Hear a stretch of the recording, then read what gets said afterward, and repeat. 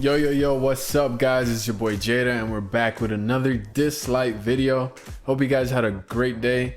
As you guys can see, your boy got a fresh cut and we're here making a video, and we're gonna make it about yours truly, Ollie, the most hype unit that we have right now currently in Dislyte, the boy Osiris Ollie. This guy is actually really good. At first I thought he was okay, but he's actually a problem, right? He's one of those people that where you're just like, okay, all you have to do is kill him, like go after him first, and you should be fine.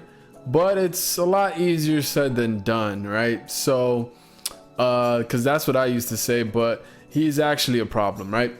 The reason I say he's a problem is because if you don't actually burst him down the very first time, he's gonna put invincibility on himself with his ultimate, right? Let's talk about his ultimate. Let's just get right to it. Law of Duet, right? So it deals damage to an enemy equal to 200% of attack plus a portion of the target's max HP. Inflicts defense down for 2 turns and taunts the enemy for 1 turn while granting the caster invincibility for 1 turn. Okay, so it's a lot going on. Seems very simple, but there's actually a lot going on. Let me explain. So his ultimate, right? It's basically a single target nuke with a 200% attack multiplier. So that's big. He hits hard, right? Especially if you build him correct, he hits hard. He's gonna nuke down a target.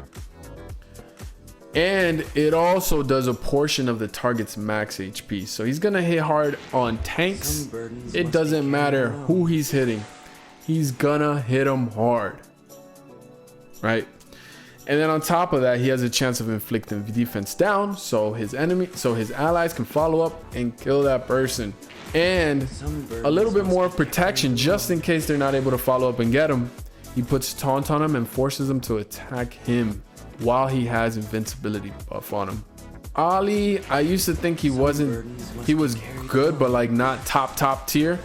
But if you play him with a lot of buffers, it's actually hard to strip his invincibility buff if you have like all these other buffs on him, right? Because it's pretty RNG like Chloe. On top of that, Chloe is actually weak against his type. He's purple and she's Infernus, so she's weak against the Flow Attune. And so it's gonna be hard for her to get it because she can steal 2 buffs. So if you pre-buff him up with a bunch of other ultimates, he's gonna actually it's pretty random on the buff she's gonna get, so it's no guarantee she's gonna get the invincibility, right? And on top of that, she's weak to Ollie, so you know, and Chloe's like a really big problem right now in holo battles, in point war also, so there's that, right? So he taunts the enemy, forces them to attack him next round if they don't dispel the taunt, obviously, and he has invincibility on him, so it basically gets a wasted turn for a character on the other team, which is huge. All right, so what makes Ollie is his passive, Salvific Judgment.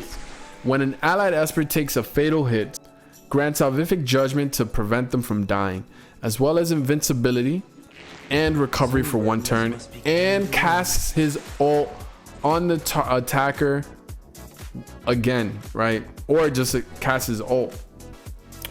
So this doesn't proc his ultimate ability.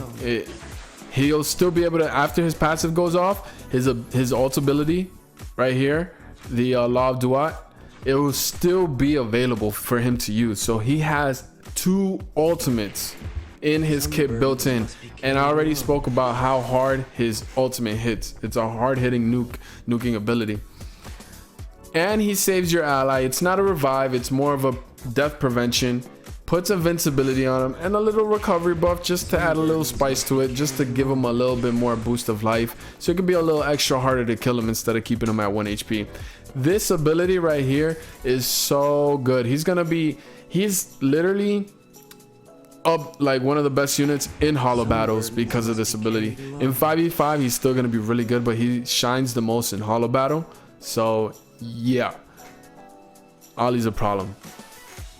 His S1, nothing too complicated. He deals damage to an enemy equal to 120% of attack with an 80% chance of inflicting silence for 1 turn. Silence is good because it makes the target not be able to use their ultimate or their skill 2, their S2. They'll be able to use their S1 though, I believe. Yeah. And Ollie's his litter ability is increased ally speed by 25%. So he's actually tied with TA. And now we got 2 characters that buff ally speed by 25%, which is huge, right? So you don't have to run TA now mandatorily. If you want to run a speed lead, you can run Ollie. Okay, so I'm here with Ollie and I paired him up with Gabriel because in this stage they actually put buff blocker on you, and you want Ollie to have his invincibility on him, right? So buff blocker is really good against Ollie, but we brought in Gabriel for that, for the immunity. So we're gonna go ahead and use Gabriel here for the immunity so they won't put it against us. And I just want to give you guys a showcase of what Ollie can do. Sorry about that. I put a level 1 character just so you guys can see him proc his skill 2 ability, so you guys can see how that works. I'm sure you guys have seen it, but there his ultimate. I mean, he his S2 passive, he ults the target that killed his ally, keeps him up, puts invincibility on them so they don't die, which is huge. Now let me show you guys this, right? He still has his skill 3, like I said. He actually does not go on cooldown. And what goes on cooldown is his passive, right? Ollie, he's a very skill abilimon, heavy investment unit. Like I've been saying, I can say that for almost any unit really, but him especially because you want to get this cooldown as low as possible so he can keep proccing his ultimate as fast as possible as he can. I will talk about builds after this, but we're gonna go ahead and use our skill 2 on this guy. He has defense breakdown already, so let's see the damage on this with defense break already applied on someone. Boom, 20k. And this is honestly, guys, this isn't even my Ollie. I didn't pull Ollie. This is the Ollie that they give you in trial. So yeah, I mean, he's still really good.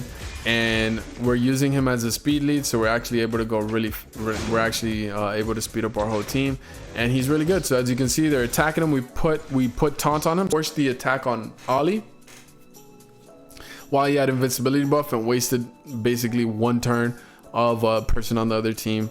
And yeah, and he protects himself, takes no damage, and he's looking great, right? So his S1, when both things are on cooldown, his S1 is still very, very useful because you can silence someone, and silencing someone is very, very good because it prevents someone from using their skill 1, and I mean their skill 2 and their skill S3. And the builds right now, the top 3 most popular builds on Ollie, we got number 1 for War Machine and the fire and whatever, we'll just call it the crit set. That's the most popular right now. Honestly, for me, I think the 2 best builds would be this one, Ocean Waves, and probably crit for me would probably be the best. I feel like this build right here, you're building him as a bruiser just to keep him alive, just so he can proc his passive just in case they focus you first, because his primary weakness is if they focus Ollie first, he actually won't be able to keep himself up because his passive doesn't proc on himself. Salvific Judgment, it actually doesn't proc on himself. So people, I think they're going with a high HP build,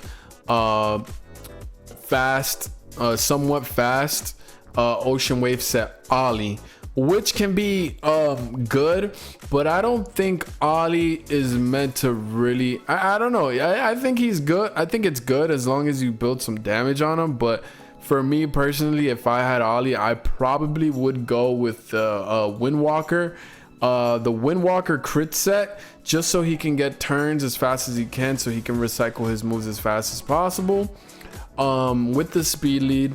And on top of that, yeah, I don't know, you just want to make him really fast so he doesn't die right away, and so your people can I don't know, honestly, it's up in the air. Both of these sets are going to be really good for PvP. The attack crit I feel like is more PvE, but you can still use it in PvP too. You can catch someone unexpected and just blow someone up real quick. But most of the time I think if they have Ollie in a 5v5, they will be targeting him first. So maybe building him bruiser is probably the way to go. I personally don't know, but if I were to build them, you can't really go wrong with both of these sets for PvP in Holo Battle. But that's about it here, guys. I hope you guys enjoyed the video. Make sure you guys subscribe if you like the video, if you like the video, and also share this with someone who you think might like it. And leave a comment down below. Let me know what you guys, I would like to know what you guys' thoughts are. And I will see you guys in the next video. Take care. It's your boy Jadaa. I'm out. Peace.